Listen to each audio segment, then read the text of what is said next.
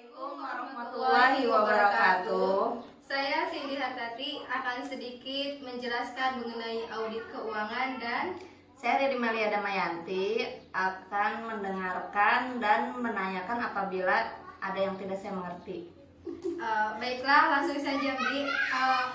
Pengertian tersendiri dari audit adalah suatu pengumpulan dan evaluasi bukti mengenai suatu informasi untuk menetapkan tingkat kesesuaian antara informasi tersebut dengan kriterianya, semacam itu. Dapat dimengerti?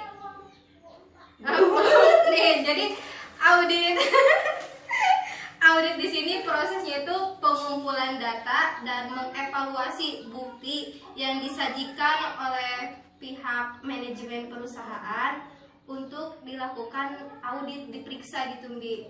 Ya. Akur.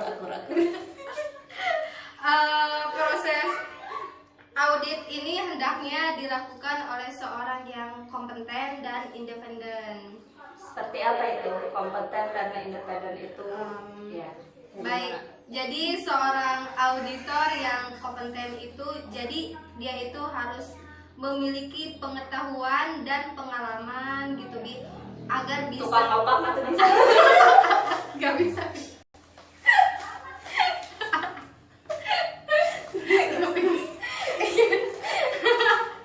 Jadi yang kompeten di sini tuh seorang auditor harus memiliki pengetahuan dan pengalaman agar dia bisa mengaudit, agar menghasilkan laporan audit yang objektif, yang cermat, yang akurat, semacam itu.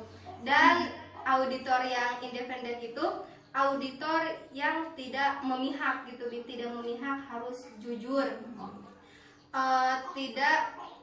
tidak memihak kepada sebelah pihak. Jadi dia itu harus lurus gitu, Bi. Harus jujur kayak intinya. Balance. Konsumsinya, Pak. Pada pihak pemilik. Jadi kriterianya itu auditing itu sebuah penilaian. Penilaian di sini itu mencakup menilai informasi, operasi, pengendalian, dan penilaian tersebut harus dilakukan secara objektif oleh orang yang kompeten dan independen tersebut. Gimana? Ngerti, Bi? Kalau auditor dan auditi itu apa? Audit, jadi gini, kan untuk melakukan pengauditan tersebut melibatkan dua pihak, yaitu pihak auditor dan auditi. Auditor itu orang yang melakukan pemeriksaan, orang yang mengauditnya. Kalau auditi itu orang yang diaudit, seperti orang atau perusahaan yang mengauditnya. Baik, di sini lanjut ya, Bi. Audit keuangan adalah yaitu audit atas laporan keuangan.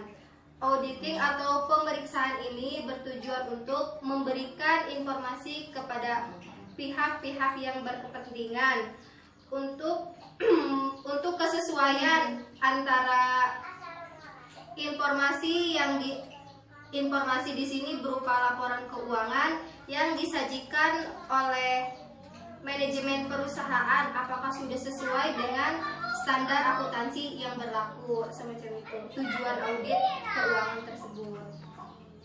Gimana, Bi? Tujuannya? Opininya? Belum.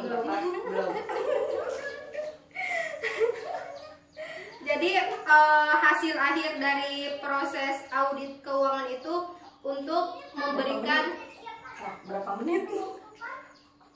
Baru jam 4. Untuk memberikan opini audit mengenai kesesuaian laporan keuangan. Puasa itu. Jadi hasil dari audit itu untuk seorang auditor itu memberikan opini atau pendapat kepada perusahaan yang diaudit tersebut. Gimana mengenai opini? Kurang. Jadi ini Bib, kalau misal ya Bi itu memiliki perusahaan ternak buyur misalkan gitu. Terus Bi itu menyusun laporan keuangan. Terus kan Bi membutuhkan biaya. Terus harus meminjam uang kepada bank dan pihak bank tersebut terlebih dahulu memeriksa laporan keuangan kita. Kalau misalkan laporan keuangan kita sudah diaudit dan mendapatkan opini yang baik, pasti pihak bank percayakan kepada Kalau kita. pinjam uang tuh pakai buat usaha, taunya buat rumah. Gimana nggak kena auditnya? Asal bisa dikembalikan aja, Bi.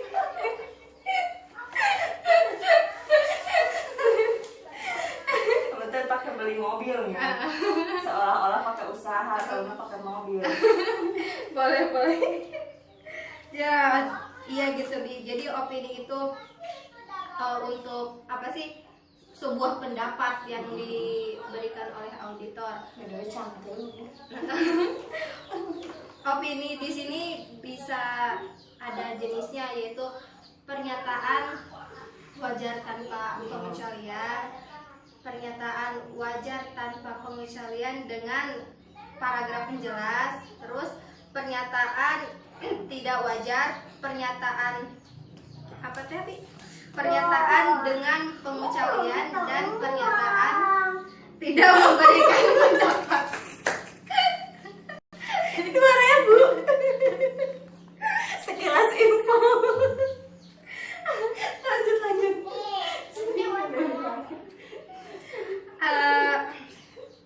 Audit keuangan umumnya dilakukan oleh pihak eksternal. Jadi untuk melakukan audit itu harus misalkan meminta pihak ketiga untuk melakukan pengauditan di perusahaan B gitu. Jadi tidak bisa dilakukan oleh karyawan itu sendiri. Jadi harus Di luar ya. Di luar ada gitu. akuntan pabrik atau badan pemeriksa keuangan BPK.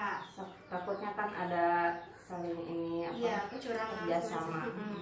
Itu manfaat dari audit keuangan tersendiri, yaitu menambah integritas laporan keuangan sehingga laporan tersebut dapat dipercaya dan dapat dipercaya untuk kepentingan pihak luar entitas seperti pemegang saham, seperti oleh pemerintah, oleh pihak bank kalau meminjam uang gitu, dan untuk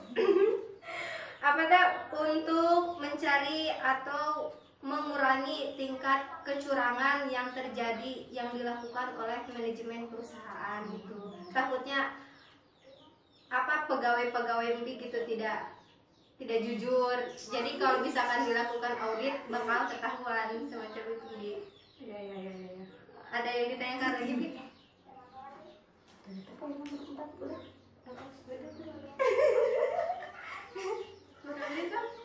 Delapan 19.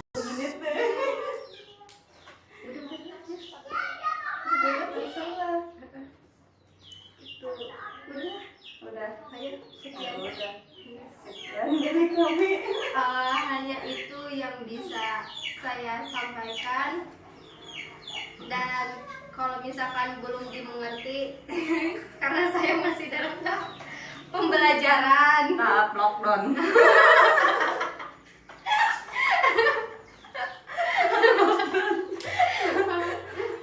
Mohon izin, di video ini mau dimasukkan ke YouTube kata dosennya juga. YouTube. Tahu itu masa saya dulu lah ya orang. Sasada sama lipstick. Tapi dia list tuh, Tulis. Yang ke video siapa, Bi? Sampai dia Dewan.